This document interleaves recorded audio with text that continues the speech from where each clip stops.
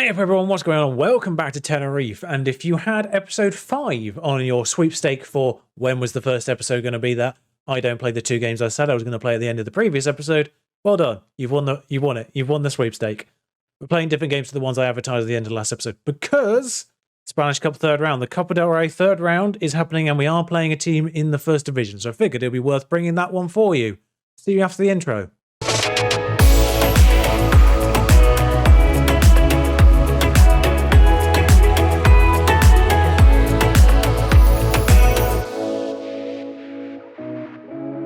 So it isn't a particularly glamorous side. It is Elche, I'm pretty certain, who were promoted from the second tier last year. But it is a first tier side nonetheless, and it's the first tier side that you get to see. That was a mouthful. Not too many games played since we last met, of course, the 2-0 loss against Mallorca. A little bit of a surprise loss, although not that surprising considering the form we were in. Not necessarily reflective of the score lines, but the form wasn't particularly great in those 2 draws and the loss there. The 4-0 against Miranda's in the league in between is incredibly flattering when you consider the fact that they scored 2 own goals and we got a penalty. Otherwise, it wasn't that impressive as a performance. It's 4-0. You can see the highest rating on our side was the right back. Efficient 4-0s against Rafael and Santander. Complete second string side against Rafael though, so we'll take that. And very efficient against Santander, where 4 goals went in within the first 23 minutes, and after that we just said, that'll do. Forgot to make any subs as well, for good measure. Those are also the first 4 shots we had. Not the best showing from their goalkeeper early on. But back to sort of normal league form in the form of Girona, 0-0 there, and scraping a 1-0 against Sporting Gijon, whose manager is under fire despite the fact they're 8th. I did rest Sturridge for that one just because he's playing a few games, and a little bit out of form. So what this means is we're going to play the Elche game. I'm going to skip over the Vallecano one because we played them in an episode at the very beginning. And then you're going to see the Zaragoza match. As a quick note, Flat Earth have made the 3rd round. If you don't know about the Flat Earth Football Club,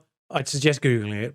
I haven't got the time to explain it here, nor the knowledge. I also didn't realise how tired some of the squad were going to be here. That's not good news. And one of the major issues for this particular match is the fact I can't even have Folk on for either of the 2 tired players. I'm not going to take him out either. But I can't have him around because he's on loan from Elche. The lineup will be Cervantes in goal, Munoz, Wilson, Sotalo, Kakabadze at right back, who is now just better than more. Sands, Barrow, Varda, Jacobo on the left, Valera on the right, Sturridge up front. I tweaked a few in the instructions. The personal instructions and the overall instructions, just to try and get a little bit more out the side. Guido Carrillo is a name I recognise for Elche. Good team talk, and just, will we get to see what formation they're playing? No, apparently won't. Fine. They are playing 4-2-3-1.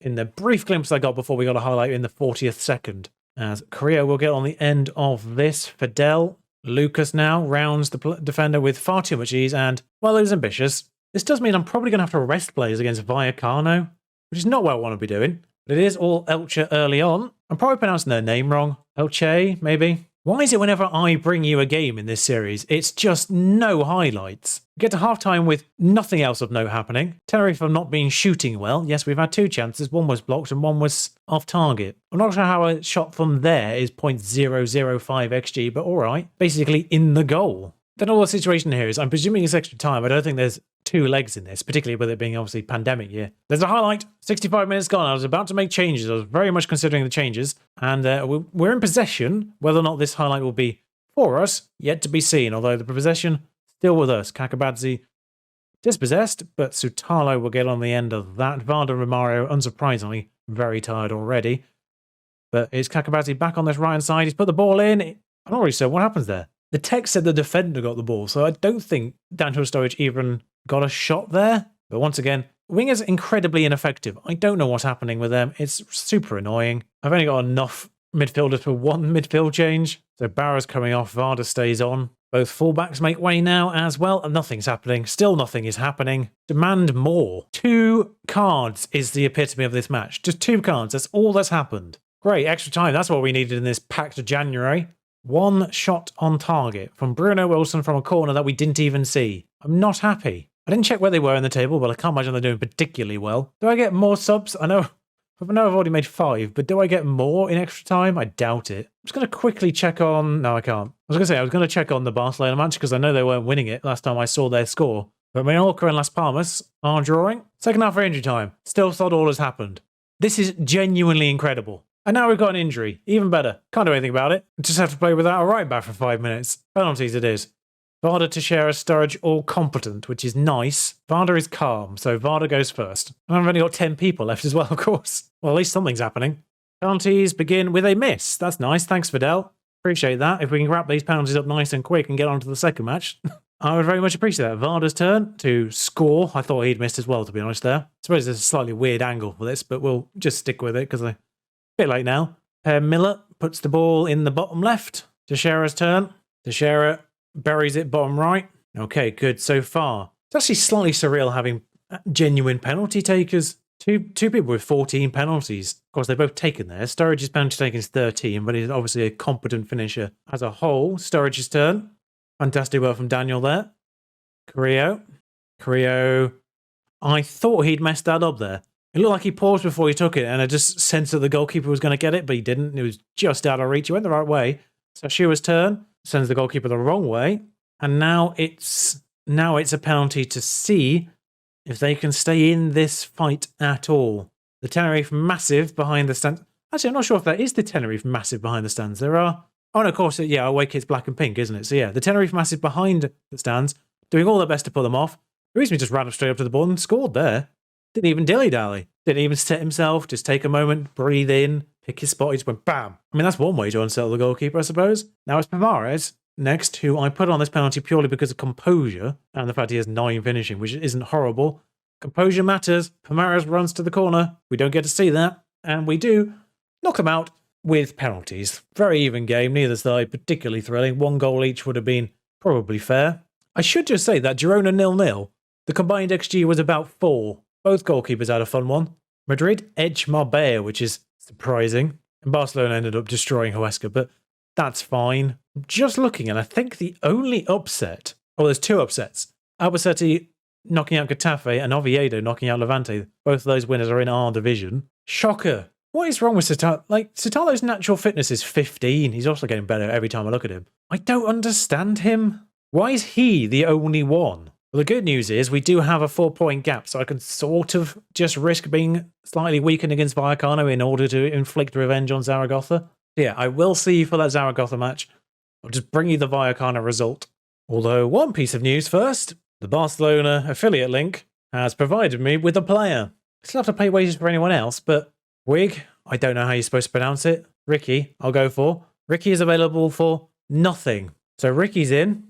I do feel slightly unfair having him, but welcome Ricky. Just coming back from an injury. Not sure if he's actually even available for the next game or the one that we're going to play, but still, he's stupidly good. And I have 1 spot to register him in, so in you go, Sunshine. Ooh, that was dangerous. I didn't realise this, but Shashua has just become the second non-EU player thanks to England and Brexit. That's sneaky, and I kind of feel like that should have been fine for the rest of the year. Well, I'm damn glad I didn't bring in a second foreign player now. Forgot there'd be a draw. Both Madrid's gone. Sevilla gone. Tenerife's turn. Valladolid. That could have been worse, as that's the full draw. Elche actually doing all right. The mid-table, just 1 place ahead of Valladolid. As it so happens. No real surprises in that division, though, at this stage. I should just say, it is, of course, January, and I am looking at all those players who's running out of contract at the end of the year. I've approached a fair few of them at this point, and none of them have said, I want to talk now. All of them are just assessing their options at this stage, so I might get to talk to someone whose contract's running out eventually. So a super irritating 4-1 loss against Vallecano. We took the lead. They equalised literally from the kickoff. That wasn't great. And then we gave away one of the most obvious penalties I've ever seen. One of those nonsense penalties that have been popping up more and more often. Very, very obviously a penalty. And then 2 more goals. It's the worst performance we've had all year. So on to Zaragoza, where we need to get our revenge. They've sold 2 of their players, I've just noticed. So one good piece of news here is that Puig is available for 45 minutes at least, so he's on the bench. Cervantes, Munoz, Wilson, Sotalo, Kakabadze, Sanz, Barrow, Varda as normal. I'm going to try Nono on the left because why not at this stage? None of them have been particularly consistent. His last 5 at the very least says 6.92, so we'll take it. Teixeira on the right, still our top goal scorer, still been incredibly average of late. Sturridge up front, same deal, really. Where we go, and despite being the home side, we are wearing the black and pink kit. I guess both of Zaragoza's clash or whatever. Once again, a thrilling match for your eyes as we enter the half-hour mark with nothing happening. One shot in the entire game has occurred. I'm half tempted to refund these virtual fans. Although we do have a highlight now as Munoz goes wide. Should have scored. 2 shots in 40 minutes, that's what you come and spend your money on. And as we're about to go into the half-time team talk with 3 shots in the entire game, we actually do have a highlight. So hold your horses. Something might be about to happen. Romario Barrow to Shearer now. Takes over Sturridge on the edge. Oh my lord, he's gone for it. He's hit the bar. That's the best so far. Won't be doing much for the XG shooting from that far out, but it's something. If nothing else, the noise of the ball hitting the bar will have woken up anyone who's fallen asleep. I nearly did, and I'm recording this damn thing. Genuinely weird how boring we've got as a football club. I just don't understand where the creativity's gone. Like, we were banging them in for fun, and then just all of a sudden, we stopped. Like, I put that on the back as a joke, but we genuinely have stopped scoring, and it's really... I mean, those matches of 4-0 aside, one of which was, like I say, was incredibly flattering, and two of which was against lower tier opposition. We've just not been creative, and there's still only been, 7 shots in this entire match? That is the worst XG combined I've ever seen in Football Manager. 3 6-point ones have occurred, so Ricky's getting a game time. Don't have more right backs right now, that's problematic. But I can bring on a centre-back and move Sitalo out to the right. Wilson's also been terrifyingly bad, and Romario, intriguingly, also terrible. Actually, I'm not sure Barrow was terrible, he's just absolutely knackered as always. It's gone into the middle, Preek now, he's scored. Someone's offside and all that. Valera, that's helpful. No, Barrow was fine. He was just knackered. This is genuinely remarkable for how unremarkable it was. I did not know it was possible for a virtual game of football in Football Manager to be this boring. Can I refund you for your time?